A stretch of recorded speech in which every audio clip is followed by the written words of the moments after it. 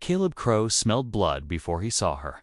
The dry metallic scent mixed with burned skin, dust, and old horse manure. It hung heavy in the air, thick enough to taste.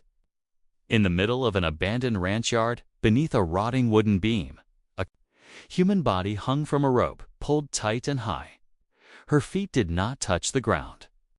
The rope stretched her body until it looked painful to breathe. She was an Apache woman, and she was still alive.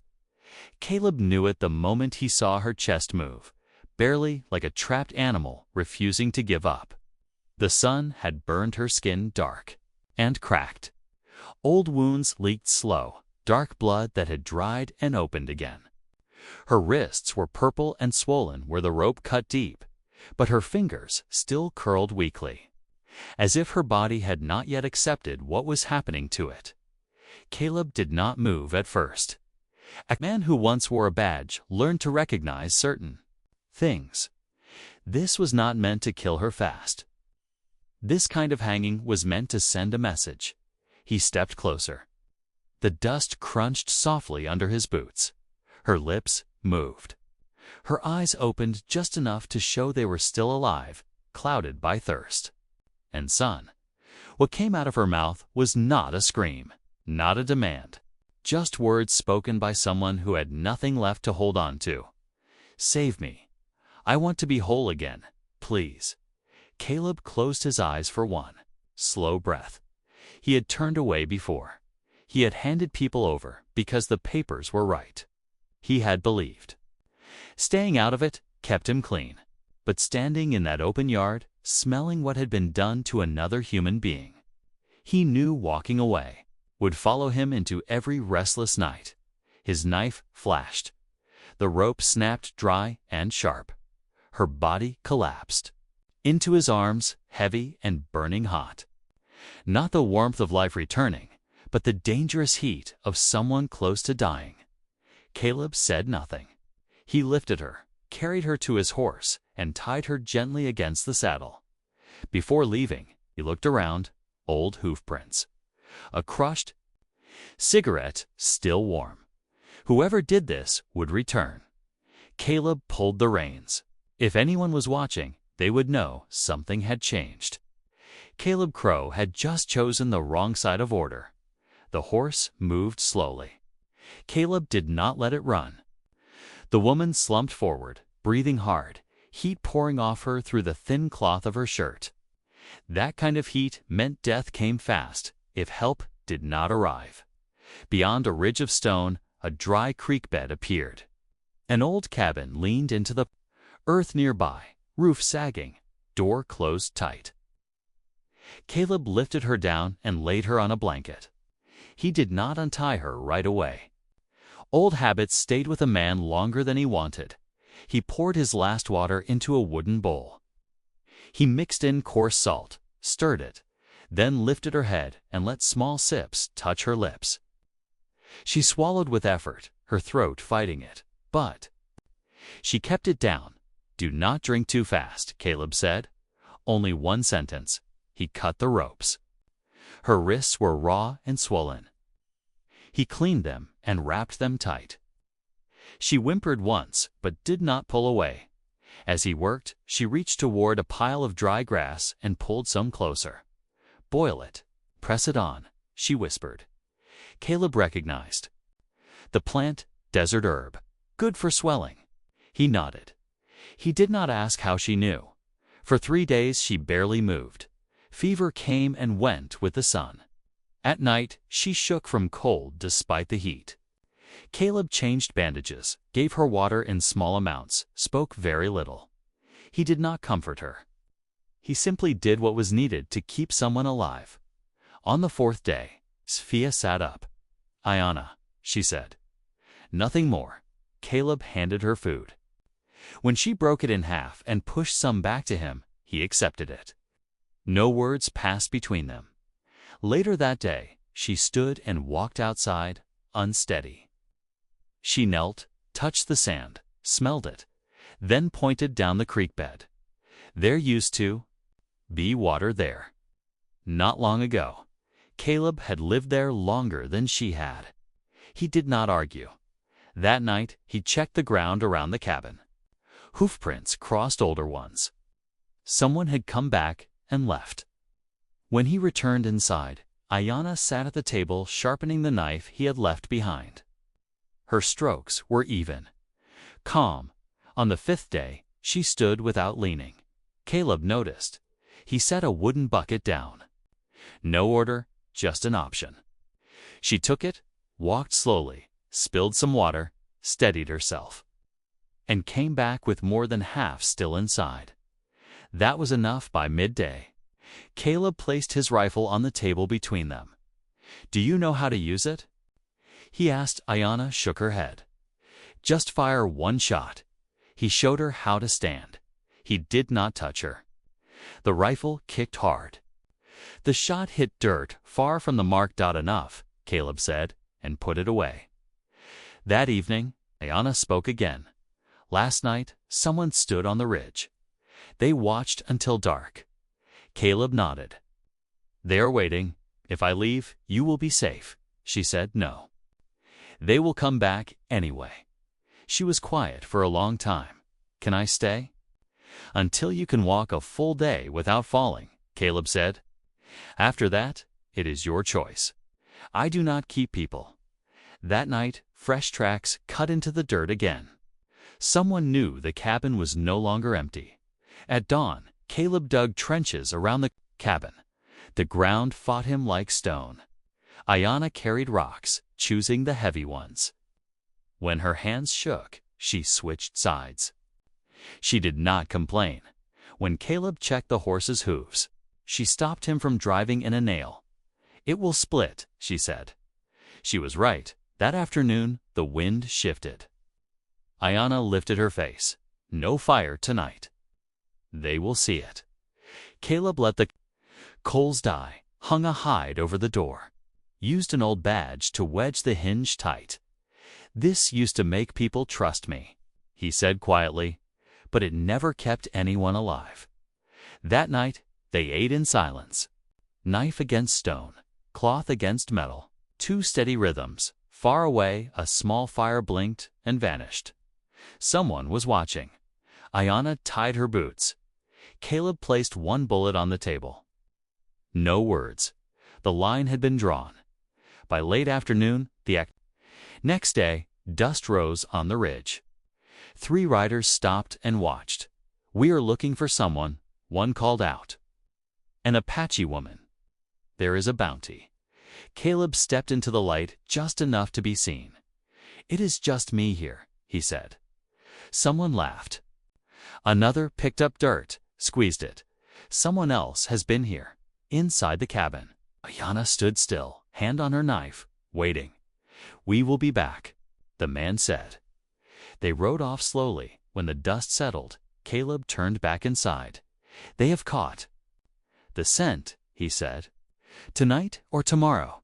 Ayanna nodded. Outside, the wind carried dust and heat, and somewhere beyond the ridge, patience waited. They did not leave the cabin right away. Caleb knew better than to rush.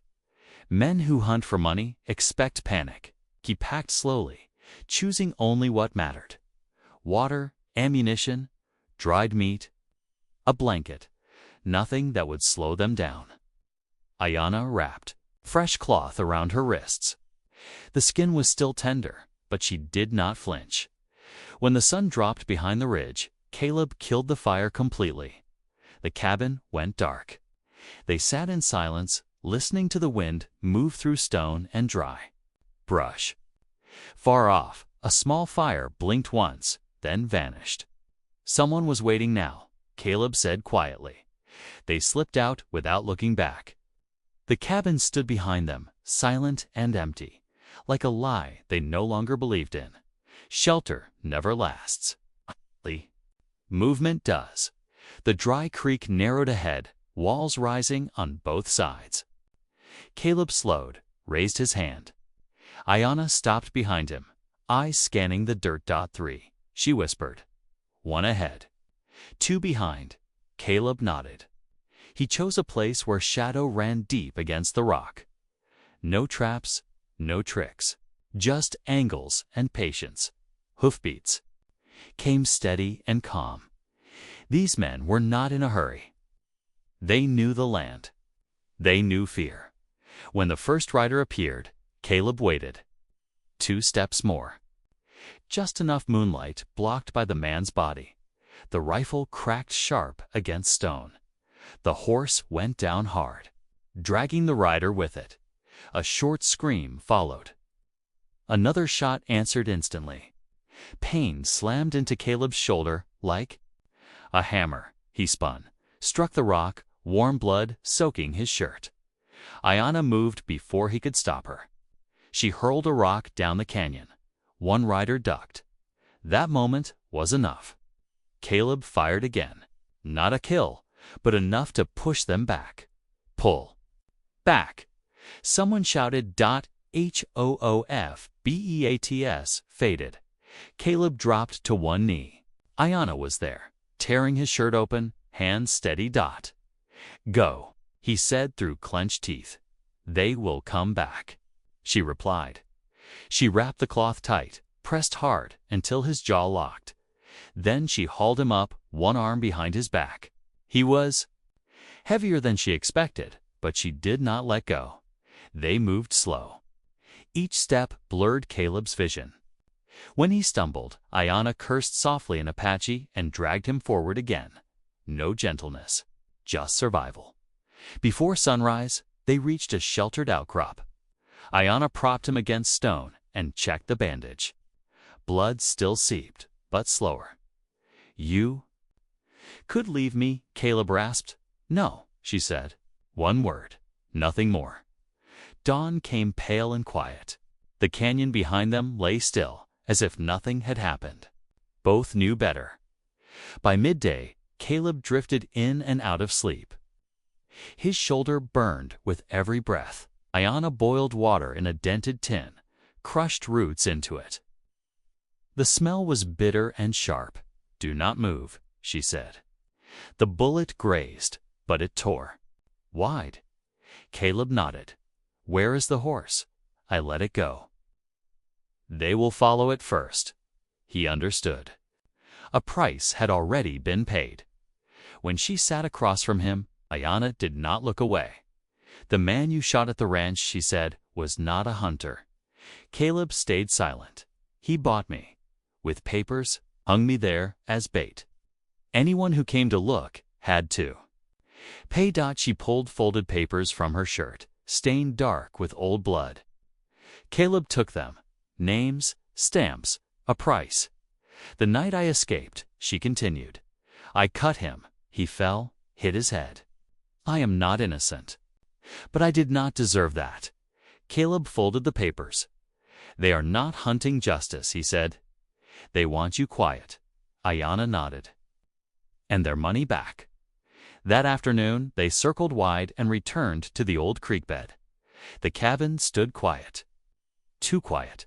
"We cannot stay," Caleb said.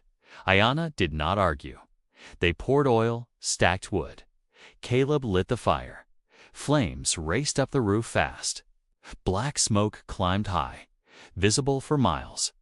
"Cut the trail," Ayanna said, and the way back, Caleb replied. They left before the roof collapsed. By nightfall, they had 1 day of water left. No horse, no shelter. Caleb sat heavy on the ground. "This is the cost," he said. Ayanna sat beside him, eyes forward. "I chose." They walked on. On the 3rd day, they found open land at the edge of low hills. Nothing beautiful, just ground, not fully. Cracked. Ayanna knelt, squeezed sand. "There is water." Not much. That was enough. They dug while the sun still burned. Stone fought every strike. Wind rose hard and sudden. Their first frame collapsed. Ayanna stared at it. Caleb rolled up his sleeves. Build it again, they did. Slower, stronger. Weighted with rock. That night, no large fire. Ayanna laid her knife beside. The whole blade turned inward. She gave Caleb the last sip of water. He drank and passed it back. No thanks. No debt. By midday the next day, the earth turned damp. Water seeped in, slow but real. Ayana tasted it and nodded, enough to live. They lined the well with stone, built a low roof. The wind pushed, but it held. "This place will do," Caleb said. "I am staying," Ayana replied. Night fell quiet. No riders, no fire on the ridge, just wind and the sound of water settling. They had not found safety. They had found ground that did not give way. And for now, that was enough. The land did not welcome them. It only allowed them to stay.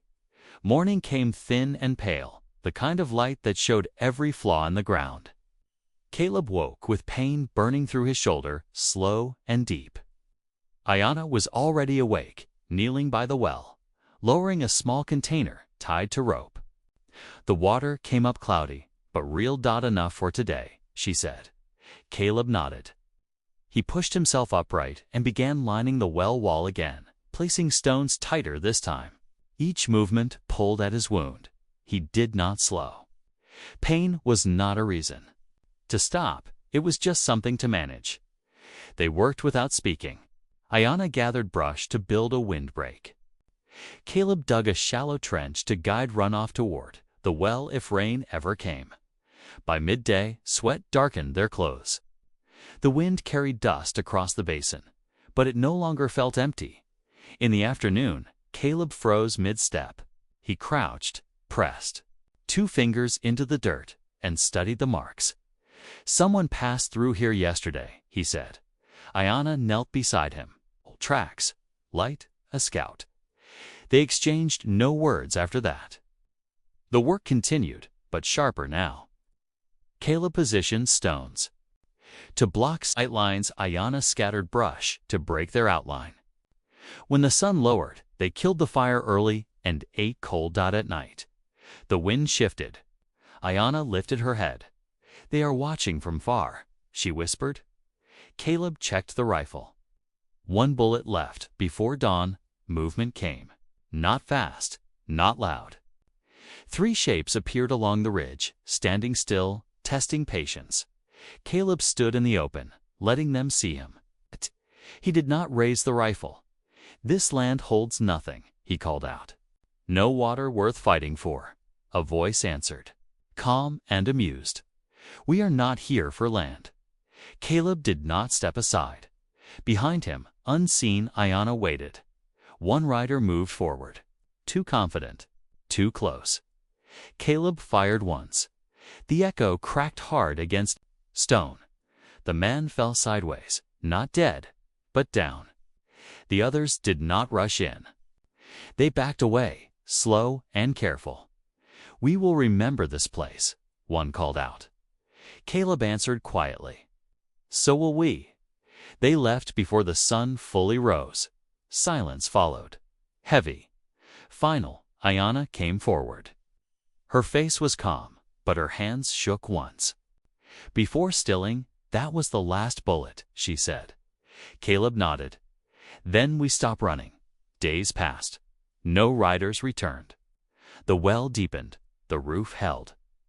The basin began to feel less like a trap and more like a choice.